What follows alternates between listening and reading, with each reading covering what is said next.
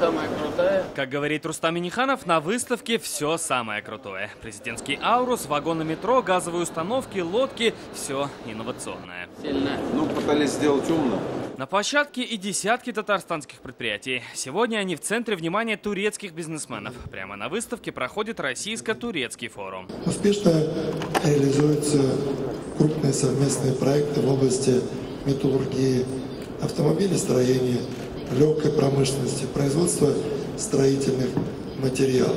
Среди них и предприятие «Калуман-Рус». Турецкие инвесторы 4 года назад открыли производство полуприцепов строительной, аэродромной и коммунальной техники в Набережных Челнах. Мы считаем, что мы должны выкладываться на местное население, потому что Набережных Челнах именно автомобильный бизнес развит и кадров хватает.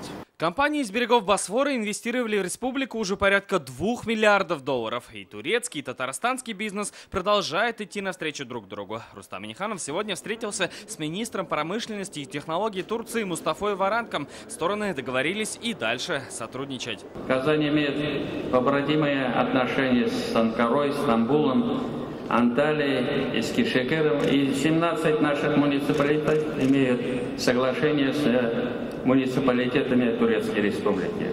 Главная тема выставки – цифровое производство, интегрированные решения. Здесь и Китай, Франция, Италия, Австрия, Япония и 60 регионов страны. Первый день форума и сразу соглашение. Подписали его Татарстанская Раритек и Тюменская Газинвестпроект.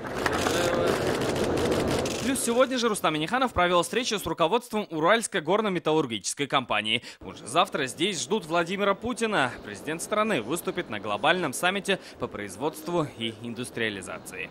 Салават Ухмадуллин, Альфия Габдушева, Александр Федосеев, ТНВ, Екатеринбург.